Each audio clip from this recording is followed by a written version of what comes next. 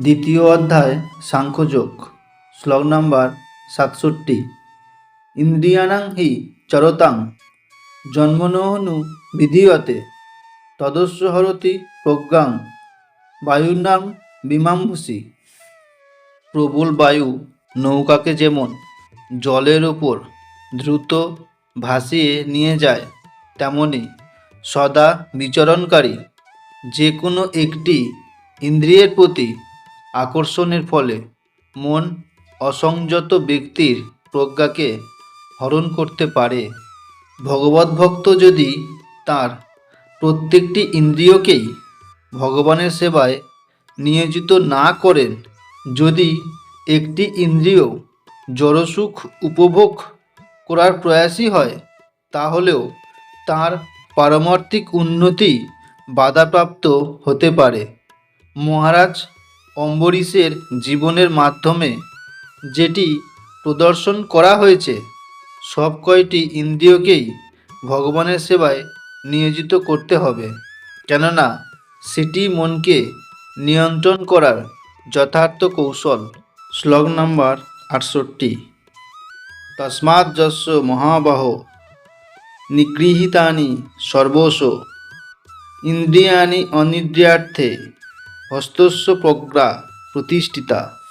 অতএব হে মহাবাহ, যার ইন্দ্রিয়গুলি ইন্দ্রিয়ের বিষয় থেকে সর্বপ্রকারে নিবৃত্ত হয়েছে, তিনি স্থিতপ্রজ্ঞ। কেবলমাত্র কৃষ্ণ ভাবনার মাধ্যমে অথবা ভগবানের অপ্রাকৃত প্রেমময়ী সেবায় সমস্ত ইন্দ্রিয়গুলিকে নিয়োজিত করার মাধ্যমেই ইন্দ্রিয় তর্পণের বেগগুলিকে দমন করা যায়। যেমন উচ্চতর শক্তি প্রয়োগ করে শত্রুদের দমন করা যায়, ইন্দ্রিয়গুলিকেও তেমনভাবে দমন করা যায়। কোনো মানবিক প্রচেষ্টার মাধ্যমে নয়, কেবল সেগুলিকে ভগবানের সেবায় নিয়োজিত রাখার মাধ্যমেই তা সম্ভব।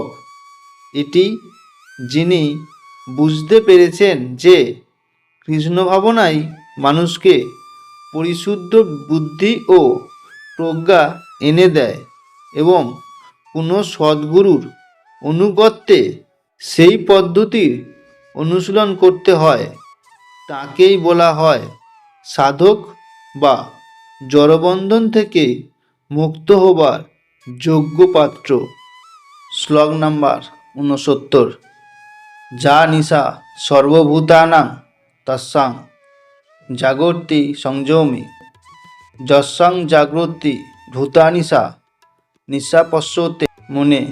সমস্ত জীবের পক্ষে যা রাত্রিস্বরূপ, স্থিতপ্রজ্ঞ সেই রাত্রিতে জাগরিত থেকে আত্মবুদ্ধিনিষ্ঠ আনন্দকে সাক্ষাৎ অনুভব করেন। আর যখন সমস্ত জীবেরা জেগে থাকে, তখন তত্ত্বদর্শী মুনির নিকট তা রাত্রিস্বরূপ। এই জগতে দুই রকমের বুদ্ধিমান মানুষ বিদ্যমান।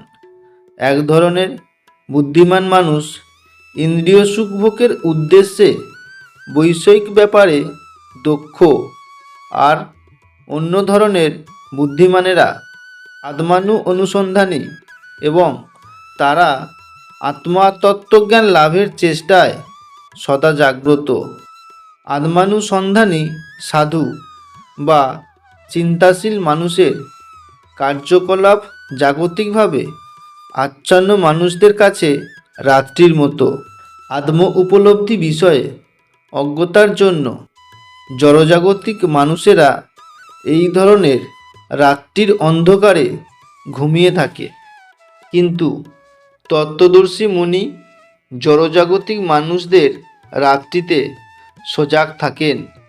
সেই সময় সাধুজন আধ্যাত্মিক চর্চায় ক্রমশ অগ্রগতির ফলে অপ্রাকৃত আনন্দ উপলব্ধি করেন, আর বৈষয়িক মানুষ ঘুমিয়ে থেকে নানা রকম ইন্দ্রিয় উপভোগের স্বপ্ন দেখে। সেই স্বপ্নে সে কখনো নিজেকে সুখী বলে মনে করে এবং কখনো ঘুমের ঘোরে দুঃখী বলে মনে করে। এই সমস্ত জড়জাগতিক সুখ দুঃখের প্রতি আদমাদু অনুসন্ধানী ব্যক্তি সর্বদাই উদাসীন থাকেন। তিনি জড়জাগতিক প্রতিক্রিয়ার সম্পূর্ণ অবচলিত থেকে আত্ম উপলব্ধির কাজে সচেষ্ট থাকেন।